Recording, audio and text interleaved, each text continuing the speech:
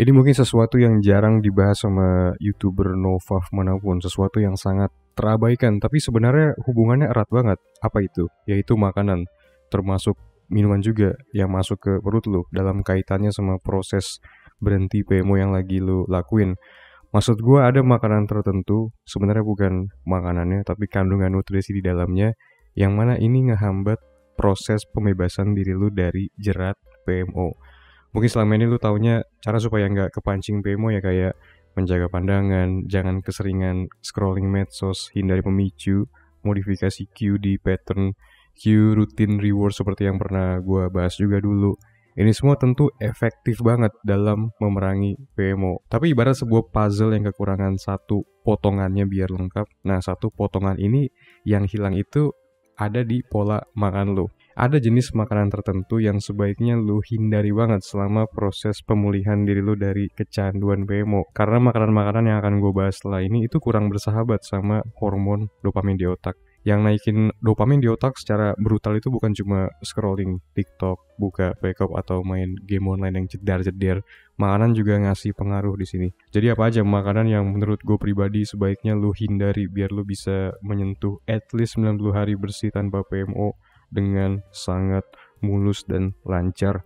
Hey, sebelum kita lanjut, buat lo yang belum tahu, gue nulis ebook panduan lengkap berhenti PMO. Terutama buat lo yang mau terbebas dari kebiasaan kotor ini, yang pengen sehari-hari pikirannya jernih, jadi lebih semangat buat ngelakuin hal yang sulit, dan gak terganggu sama hasrat buat ngelakuin PMO, gue pengen lo klik link di deskripsi untuk dapetin ebook ini. Ebook ini gue jamin bakal ngasih lo ilmu yang gak bakal lo temuin dimanapun. Link ada di deskripsi. Yang pertama, gula, termasuk makanan atau minuman manis. Yang pertama ini mungkin menyakitkan hati lu sebagai seorang Indo sejati yang udah terbiasa minum es teh manis dari dini. Apapun makanannya, minumannya, tut. Gila, ini marketing genius legendaris banget yang udah di luar kepala kita gitu. Langsung teringat gitu kan. Oke, jadi kenapa gula sebaiknya lu hindari selama proses berhenti PMO? Karena jawabannya simple.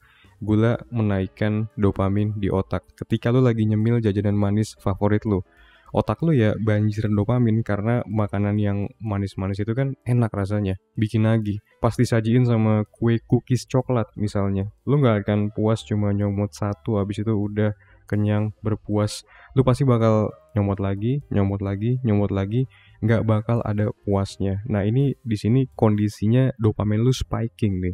Sama halnya kayak lagi scrolling konten receh tapi addicting di TikTok. Ini artinya apa coba? Ini sama aja membiasakan otak lu untuk terbiasa sama mengejar instant gratification, kesenangan instan. Dimana di fase berhenti PMO seharusnya lu mereset otak. Lu menjauhkan diri dari kebiasaan-kebiasaan yang membuat otak lu ada di mode mengejar kesenangan instan. Bahasa gampangnya gini, ketika PMO dopamin di otak lu naik. Ketika makan gula, dopamin di otak lu juga sama, naik juga. Jadi dua-duanya secara nature, secara karakteristiknya pada dasarnya sama, yaitu mengejar kesenangan instan, instant gratification. Keduanya berkaitan satu sama lain walaupun tidak berhubungan langsung. Takutnya nanti pas lu keseringan makan gula jadi teringat-ingat sama habit PMO yang lagi pengen lu bersihkan. Yang kedua, makanan asin yang berlebihan. Nah, ini beda sama gula yang sebelumnya udah kita bahas, dimana untuk gula sebenarnya tubuh kita nggak perlu asupan gula dari eksternal sama sekali, karena ada proses di dalam tubuh kita yang namanya gluconeogenesis, dimana tubuh kita punya kemampuan buat memproduksi glukosanya sendiri. Gula itu kan nanti jadi glukosa, sementara tubuh lu bisa bikin glukosanya sendiri. So, kita nggak perlu gula eksternal sebenarnya, men. Kalau garam beda, garam itu sodium dan tubuh kita perlu asupan sodium karena sodium termasuk mineral yang termasuk esensial untuk kesehatan tubuh. Tapi nggak boleh banyak-banyak, dikit aja. Sepertiga dari 1 sendok teh berdasarkan rekomendasi dari medis. Sodium harus imbang sama potasium, tapi untuk potasium ini kita bahas di video lain aja karena ini melenceng dari pembahasan kita tentang PMO dan hubungannya sama garam. Jadi ketika lu nyemil makanan asin yang rasanya sangat enak tapi tidak ngotak, bikin kecanduan, otak lu pun dibanjiri sama dopamin seperti halnya tadi pas lagi nyemilin gula. Coba lu bayangin deh pas lagi nyemil snack keripik kentang yang lu suka banget, lu pasti nggak bisa berhenti kan? Garam itu juga bikin candu masalahnya, apalagi yang pakai MSG, micin. kepanjangannya monosodium glutamat. Sodium itu garam. Ya udah pasti otak lu bakal kegirangan, bakal banjir dopamin, ada di mode mengejar kesenangan instan. Jadi sebaiknya kurangi nyemil-nyemil yang asin-asin kalau lu pengen dopamin lu lebih cepet pulihnya, resetnya, dan enggak lagi bergantungan sama mengejar kesenangan instan, yang mana ini berkaitan secara tidak langsung juga sama kebiasaan PMO yang lagi pengen lu bersihkan dari diri. Yang ketiga, kafein, terutama dari kopi, karena kopi itu kan yang paling banyak kandungan kafeinnya dibanding teh atau coklat. Kafein pun naikin hormon dopamin juga, membuat lu lebih merasa bahagia, good feeling, tapi was-was dan cemas, anxious juga at the same time. Mungkin aturannya gini kali ya untuk kafein buat lu yang gak bisa berhenti total.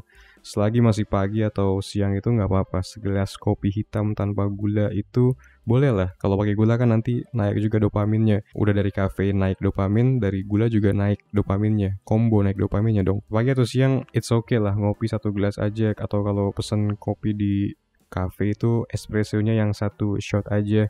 Kalau udah sore atau malam hari, hindari sebisa mungkin, wajib pokoknya dihindari. Karena di sini lu bakal nggak bisa tidur nanti, jantung lu berdegup kencang. Ini kondisi dimana dopamin lu lagi naik di otak, lu lagi hyperaktif, lagi semangat-semangatnya. Sangat rentan di kondisi ini lu jadi terpancing buat ngelakuin PMO. Sebenarnya untuk kafein ini emang paling better untuk stop sepenuhnya dulu kalau bisa, hanya di fase pembersihan diri lu dari kecanduan PMO. Ini bakal ngebantu lu banget selama proses berhenti PMO dibandingkan saat rutin mengonsumsi kafein, yang mana ini sebenarnya sama aja melatih otak buat terbiasa di level dopamin yang tinggi. Thank you so much for watching guys. Kalau lu pengen mendapatkan pemahaman yang lebih mendalam lagi tentang cara berhenti dari kecanduan PMO, pertimbangkan untuk dapetin ebook gue panduan lengkap berhenti PMO permanen. Lu nggak akan menyesal. Semoga video ini bisa ngebantu, ngasih lu wawasan. Kita berjumpa lagi di video selanjutnya. Bye-bye.